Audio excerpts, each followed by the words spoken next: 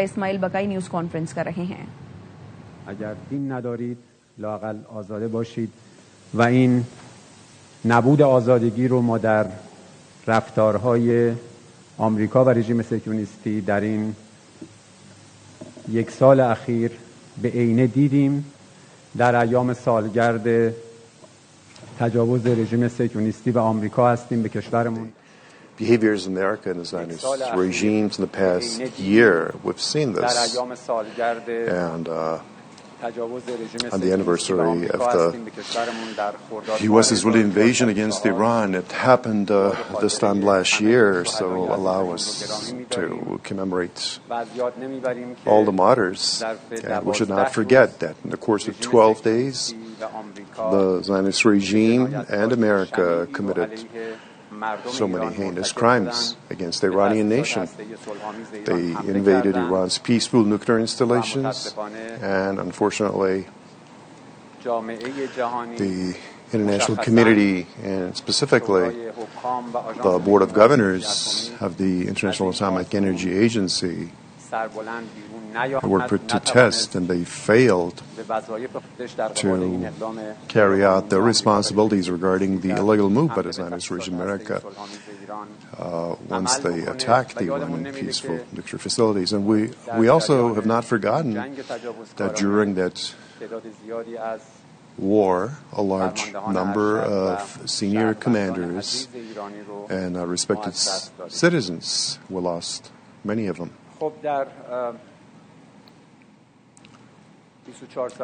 Now, the past 24 hours, we have witnessed significant developments.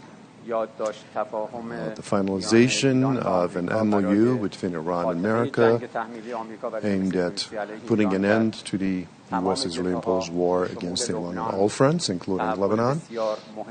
This has been an important development that's the fruit of the epic resistance of Iranians against the aggression and crimes of two wicked players equipped with all kinds of material means.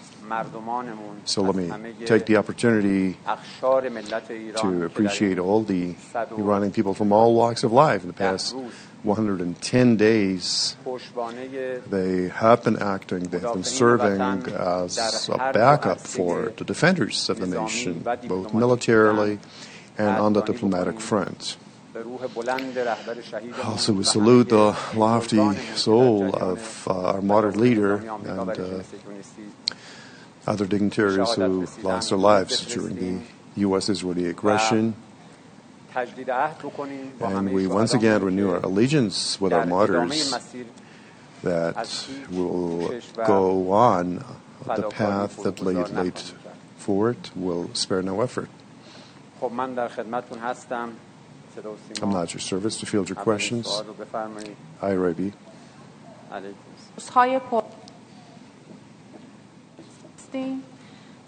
سوال من یه بخشش رو شما اشاره کردید درباره یادداشت تفاهم اسلام آباد هست که خاتمه جنگ رو به شمول لبنان در نظر داره و خبرش هم با and also heard the news officially, but since yesterday we have seen Israeli attacks against Lebanon. Is it anticipated if this contradiction goes on, what kind of reaction should be made or what's going to happen regarding this MOU?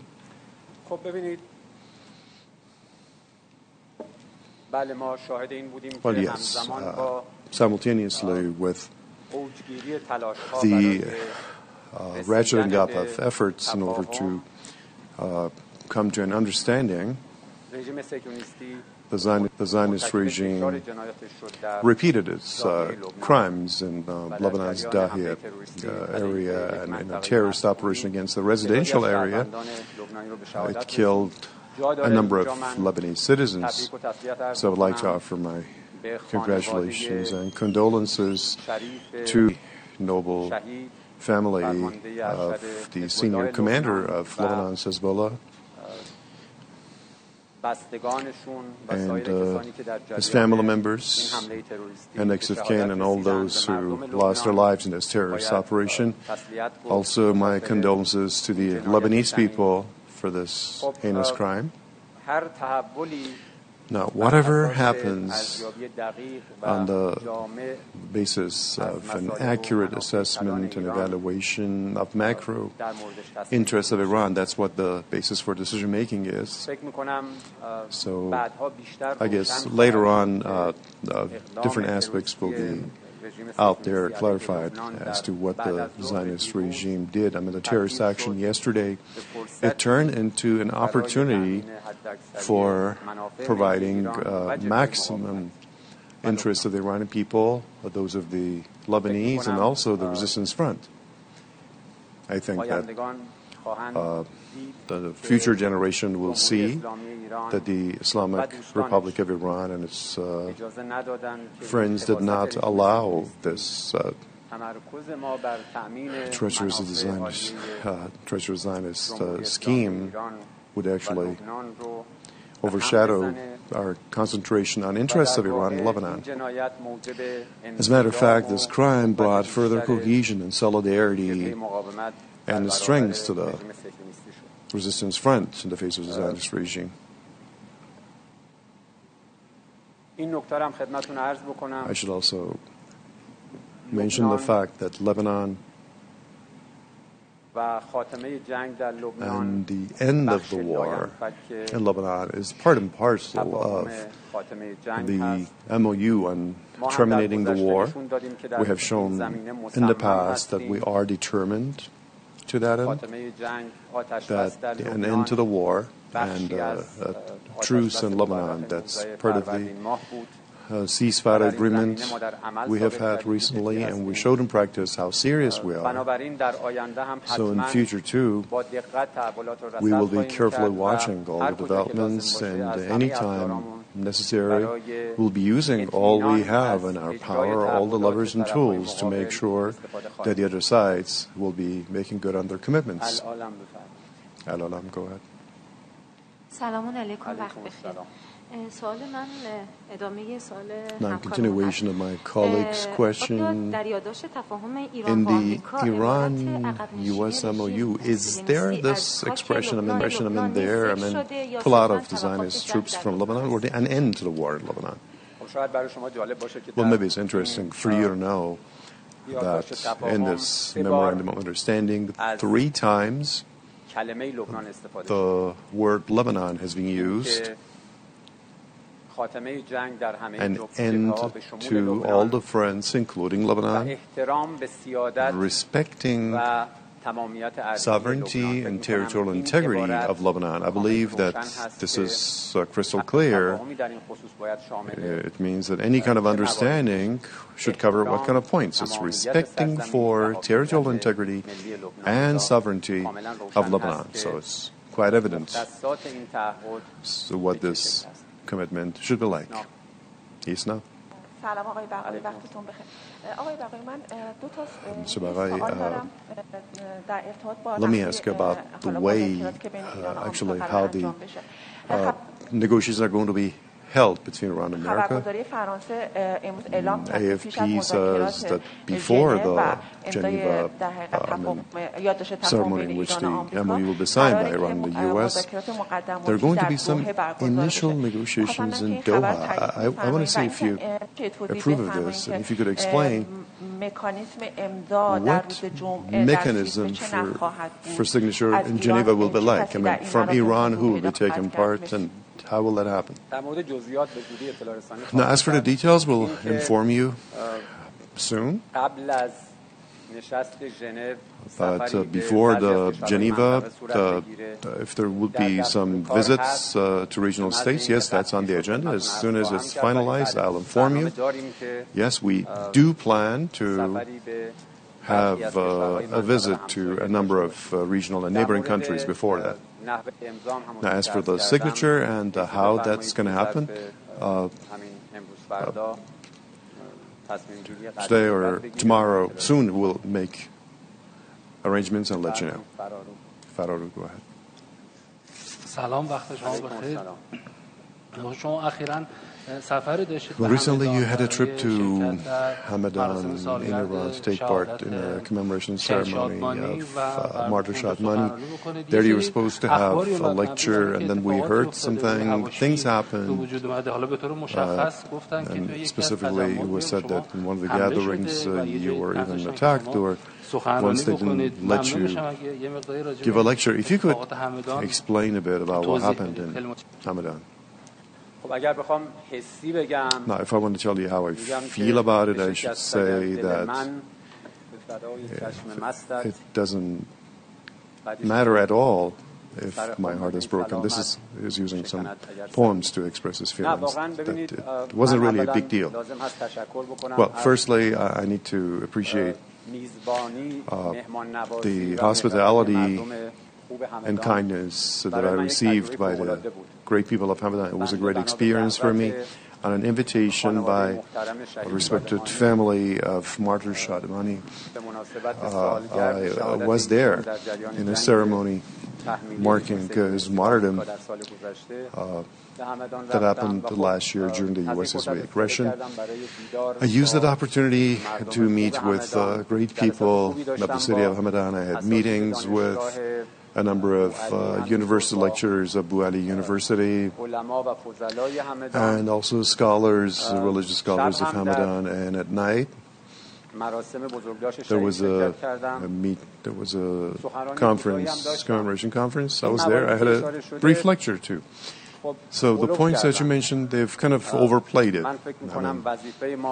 It's our responsibility to participate and to be present among the ranks of the people who, in the past 100+ days, they acted based on their insight. They proved their resilience and their love for their country and their zeal.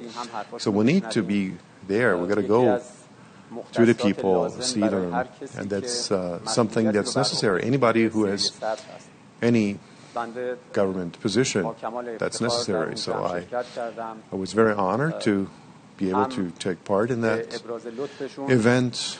They were kind. I appreciated that, and also I listened to their complaints and issues they were facing.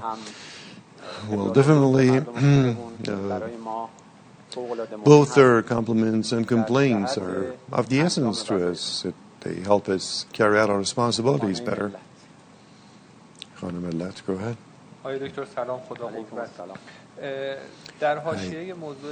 Now, on the sideline of the continuation of this MOU process, it's the legal pursuit of the actions of the Zionist regime in the U.S. and also the martyrdom of our leader. This is public demand. How are you going to act to that end? Will that be on the agenda of the foreign ministry? Definitely it's on the agenda. I think that the blood of our martyrs and compensation for that, this is something permanent. I mean, nobody can forget the big crimes committed against the Iranian people. You can never forget that. You can never forgive that either. So this is a demand that will be a permanent one, and we at the MFA will be using any possibility, any tools to document the crimes committed, and also to elaborate on the heinous crimes committed against the Iranian people in that period. This is a permanent task of the Minister of Foreign Affairs, and international bodies, international forums, anywhere we have a chance, we'll use that opportunity in order to record and expatiate on those crimes. So, no doubt about it, that diplomacy and reaching an agreement and understanding with the other side in order to put an end to the war, in order to de-escalation, would not mean that we will forget about the crimes committed against the Iranian people, or that we would forgive them. No news. سلام آقای دکتر. خسته نباشید. خدا قوت. خسته نباشید میگیم به شما و تیم دیپلماسی. سوال من در این خصوص هستش که آقای دکتر آیا این تفاهم رو میشه به عنوان معنای تلیه دوستی بین ایران و آمریکا this ushers in a kind of friendship between Iran and America and a new chapter between the two sides of relationship? I mean, is that feasible? Is that logical in any way? Well,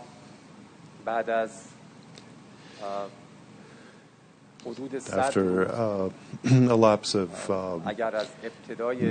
almost 100 days, I mean, if you consider since the beginning of the war, so far it's 107 nights. We have had lots of ups and downs. We had the other side that claimed it's going to annihilate the Iranian civilization. It was intending to destroy all our infrastructure that they call us names, and we came to the point, just like last night, there was this understanding announced for an end to war on all fronts. So to see why this happened, it's telling, per se. I mean, at the same time, we should also regrettably admit that this shows the depth of distrust that Iranians have regarding Americans, and it's given because of the adventurism by different U.S. administrations and the schemes by U.S. officials. It goes way back, I mean, since 1953, and even before that, there has been this distrust there between Iranians and Americans. America has a long way in order to try to win back the trust of the Iranians.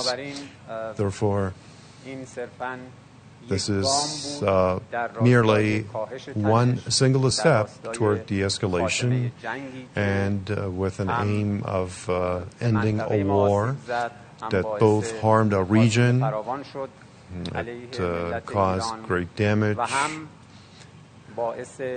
both for Iran and also it brought losses, and it also imposed heavy losses on the initiators of the war.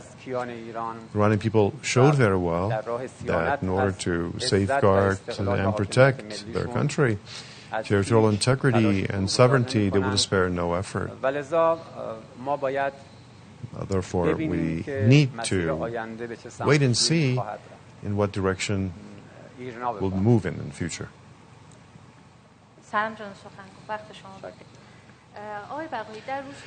Mr. Baghai, in the days that ended up in the Islamabad agreement, there were some ambiguities and concerns inside the country regarding the decision-making process, accepting it, and of course, many of these have been raised by certain political groups, but members of the public are also asking about this. If you could explain what process actually was used in order to come to this understanding, and disciplinary security forces, military forces, I mean, other bodies, were they all in agreement with this?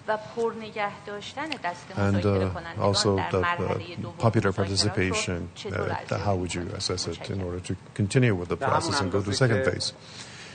Well, the same way that defenders of the nation require support and backing from the public, well, the same way, and even maybe more, the Iranians, the functioning and doing the jobs on the diplomatic front, they also need to be given backing by the popular members of the public. I mean, popular support plays an instrumental role in advancing any process, whether it is a military front or on the battlefields or through diplomacy.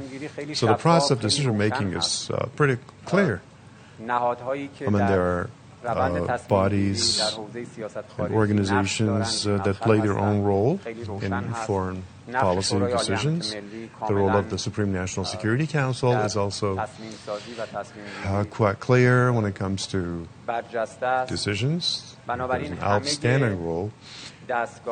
So there are all the bodies based on the Constitution. They play their own role regarding the issue. Each had its own functions. The statement of the Supreme National Security Council is quite self-explaining, actually. We've got to appreciate the God's blessing both for national cohesion, solidarity, and also because of decision-making process. Truly, all the pillars of the establishment actually had acted wisely and sagaciously. They considered national interests, and they did their job right. Dr. Ghalibaf should also be appreciated for his responsibility for running all the responsibilities he carried out. Dr. Arakchi, too, he also made a lot of efforts in his own way, and other bodies, too, did their job. Mr. President himself, as the highest executive body of the country, did his job. Well, I cannot continue naming people because there are many of them I may forget. Some of them. So everybody did their job in the best way possible, and they did it in unison and in tandem with one another.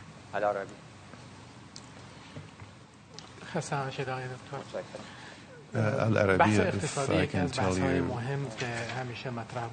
the economic issue has been always mentioned in that process. In the MOU that's going to be actually officiated on Friday and signed, I mean, it seems that we have different topics like Iranian money that's been frozen outside of Iranian borders, sanctions removal, and also payment of water operations, as we have heard, within a reconstruction fund, as we hear.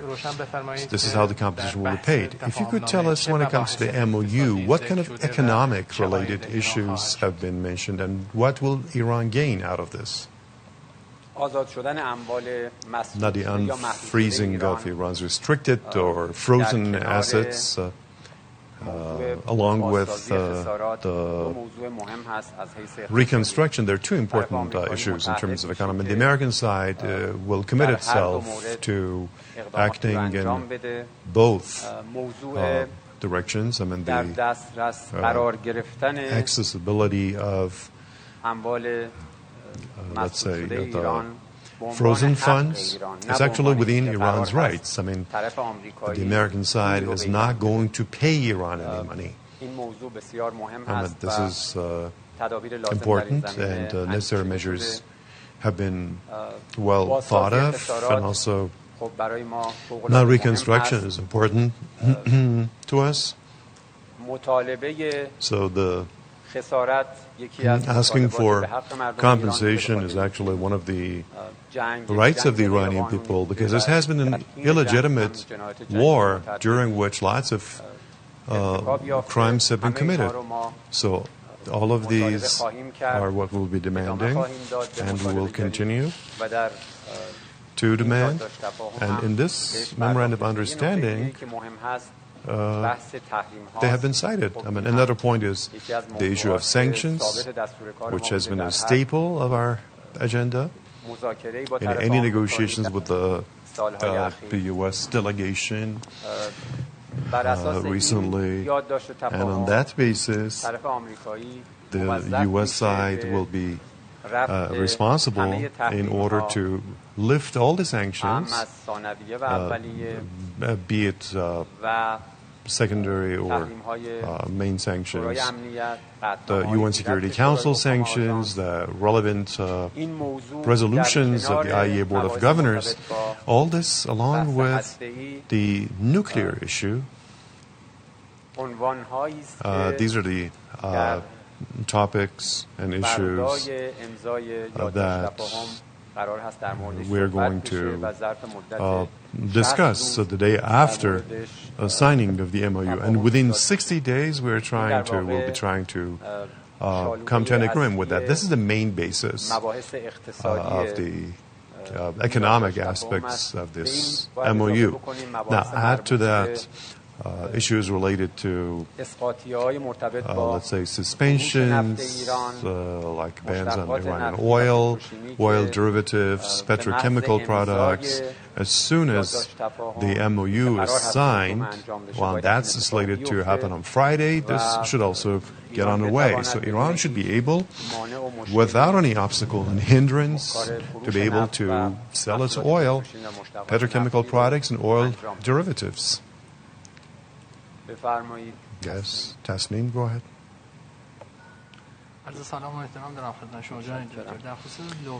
Greetings to you. Regarding Lebanon last week, the foreign minister of Lebanon raised some unfounded allegations against Iran and Hezbollah. What Iran's reaction is regarding these allegations? And during the truce, the Zionist regime constantly attacked southern Lebanon. It has occupied parts of Lebanese soil. What is mentioned in the MOU regarding this? Regarding the second part, they just offered explanation to the Al-Alam report. I'm not going to repeat that. Now, as for the first question, I should say that there are more important issues if you agree. So let's not deal with the trivial issues, if possible.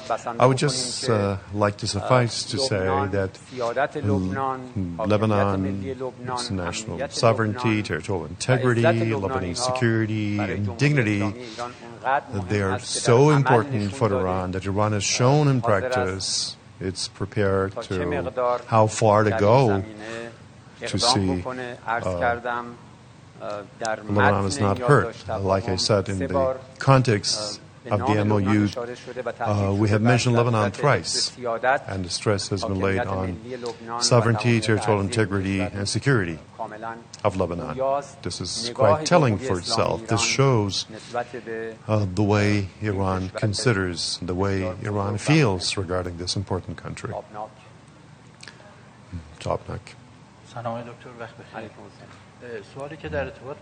Another question regarding MOU when it comes to the running of the Strait of Hormuz. It is said that the reopening of Hormuz will be within certain mechanisms to be run by Iran. On the other hand, the U.S. President says that transit of Hormuz will be toll-free. So, what's exactly the mechanism mentioned and cited in the MOU regarding the running of the Strait of Hormuz and Iranian sovereignty over it? Which narration is closer to the final MOU provisions, actually? Now, the Strait of Hormuz is of the essence to us. The measures and arrangements we've adopted in the past few months, they're in compatibility with international law in order to protect our sovereignty and security. Now, in continuation, the Islamic Republic, as a coastal state, along with Oman, will take necessary measures in order to assure safe and secure crossing and transit of vessels through the strait. Now, within the MOU, Iran has committed itself to taking measures in coordination with another coastal state, namely Oman, and in consultation with other beneficiaries, because the goal is basically to have vessels safe and secure passage and crossing of the Strait of Hormuz. So, for a certain period of time, we are supposed to, actually based on the, of course, measures and actions of the other side, to provide safe passage in the Strait of Hormuz. That's crystal clear. That's the job of the Iranian establishment as a coastal state. So no doubt about, let's say, the management and superiority of the Islamic Republic of Iran in this. We've always said that we are not going to receive tolls, but in return for the services that we're going to offer, navigation services, environmental protection issues, and possibly insurance of the vessels and other services that Iran Oman will be offering, we should be paid. There will be a mechanism for that. We should be paid for those services. So everything is clear. Shafaq, no?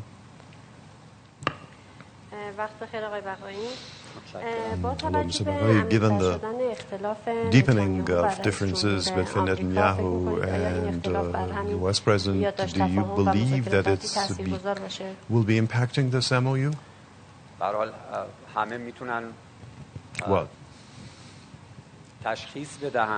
everybody can see that the Zionist regime never wants to see peace and security and tranquility in our region. This is what the performance shows.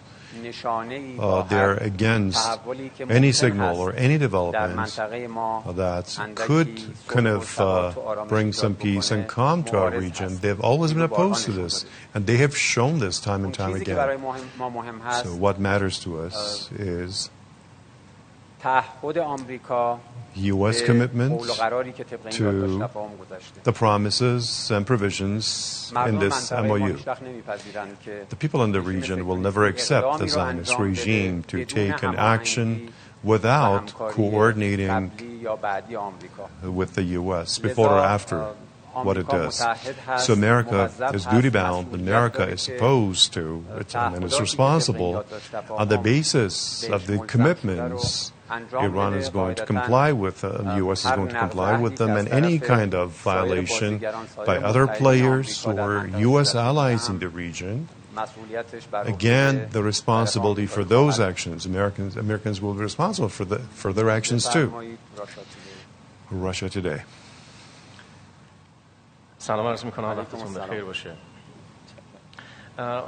Well, U.S. President Donald Trump has said the U.S. will, quote, go in and get the nuclear dust, referring to Iranian nuclear material. How does that square with the Iranian government's insistence that talks on the nuclear issue can happen only after the memorandum is implemented in full? رئیس جمهور آمریکا دونالد ترامپ پیش از اعلام رسمی تفاهم‌نامه میان دو طرف گفته که آمریکا وارد عمل خواهد شد و بقایای مواد هسته‌ای رو جمع‌آوری می‌کنه. این اظهارات چگونه با موضع ایران مبنی بر اینکه گفتگو درباره موضوع هسته‌ای تنها پس از اجرای کامل تفاهم‌نامه امکان پذیر همخوانی داره؟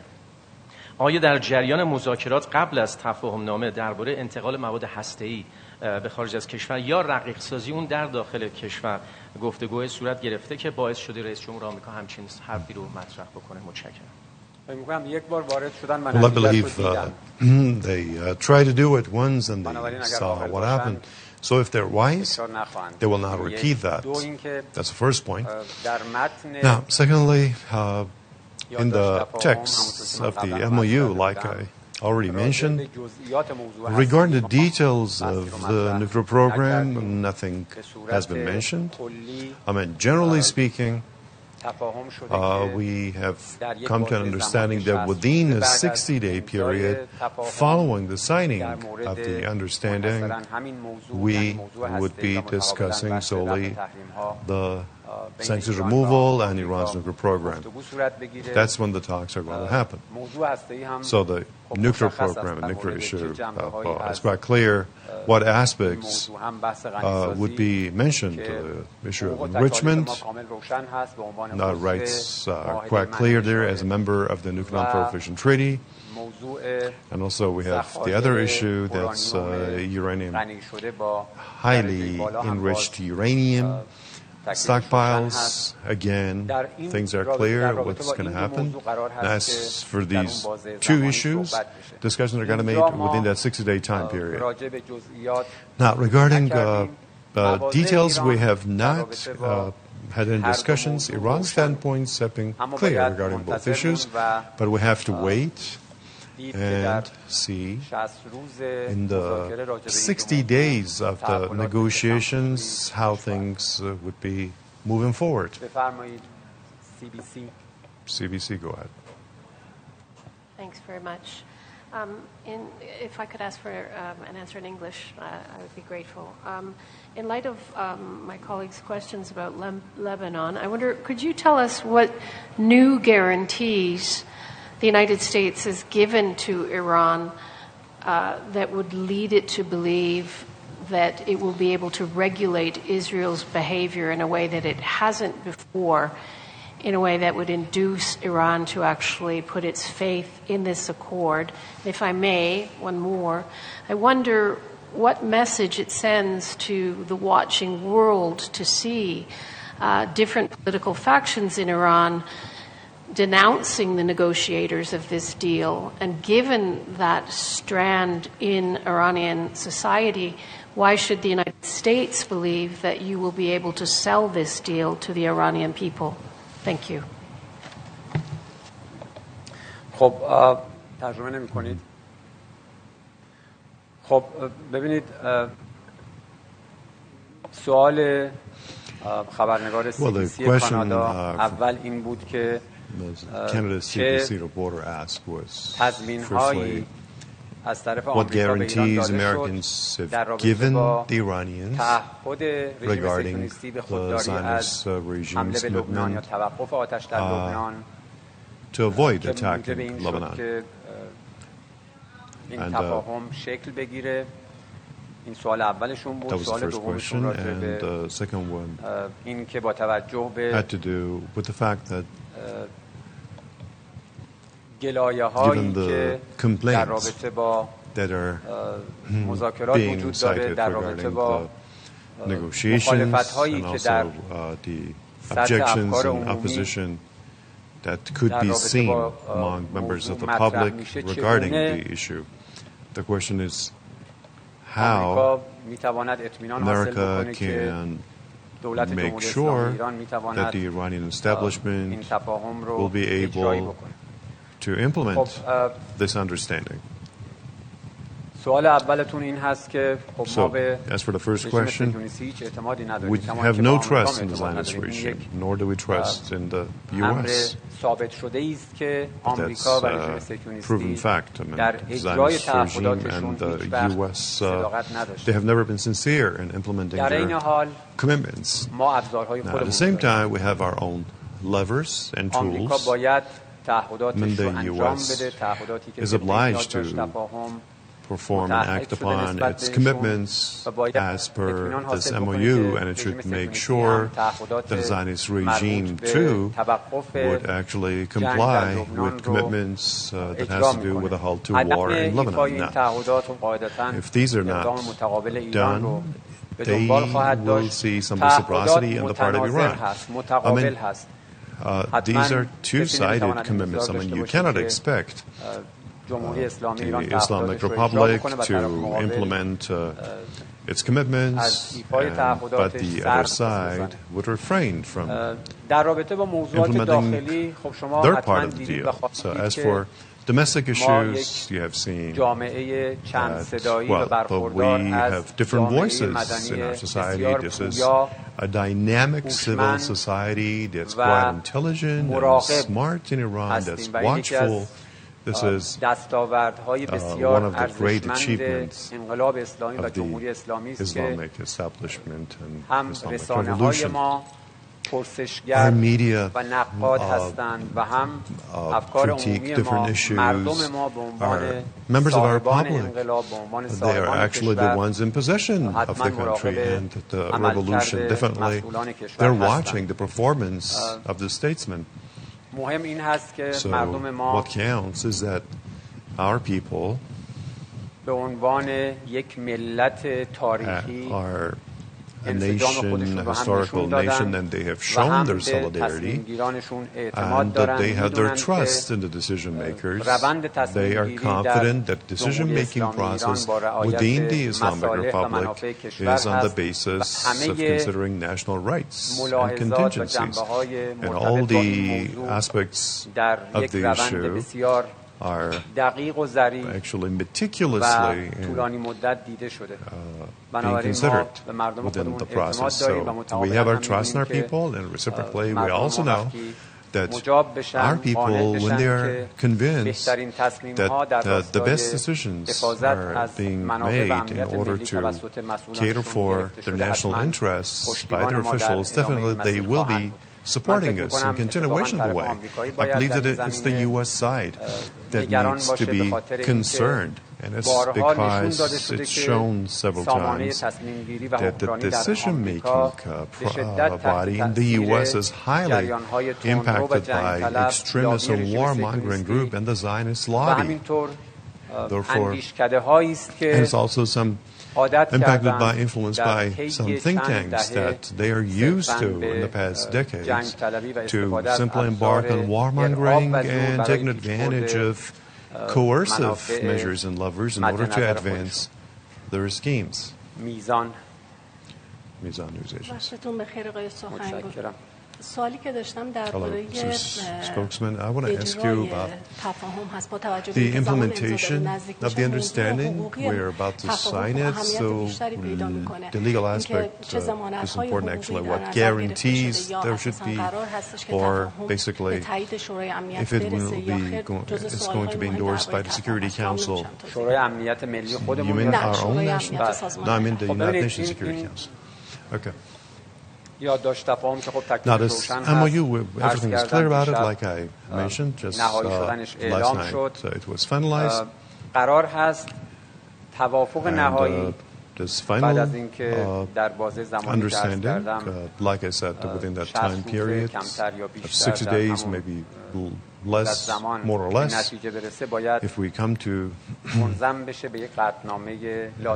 agreement, it should have the endorsement of the UN Security Council. Then you should ask this question that we have had this unpleasant experience before, that we remember the violation of a Chapter 7 UN resolution. Yeah, that's the right point. We will definitely learn from the past experiences. Well, if it's going to be endorsed by UNSC resolution for its legal aspects to be further cemented, well, yes, somehow, but the most important and most effective guarantee for the implementation of any commitment agreement is actually our levers, our power, that, thank God, has been reckoned with in the past 3 months, and the future will be putting them to the best possible use. Jamaran. عرض سلام و خسته نباشید خدمتتون آقای دکتر. خب ما دیدیم که تو این جریان we just witnessed that Pakistan and then later on Qatar, they played big roles, and then we heard MFA officials that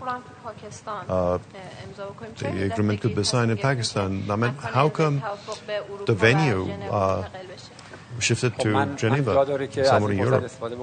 So allow me to use this opportunity to both appreciate Pakistan as the mediator of the negotiations within the past 2 months. Also, I should thank Qatar for the efforts they've made. And along them, Oman as a country that has been involved in the whole process. I mean, and prior to this latest process and during both the imposed wars, Oman adopted right stances. So we need to highly appreciate the responsible approaches and sincere approaches that Oman adopted both in terms of regional issues and also when it came to mediation efforts between Iran and America. Now, regarding the venue of signing any kind of agreement or MOU, all the sides need to express their views, including the mediators. So they have their own say too. And that matters to us. So collectively,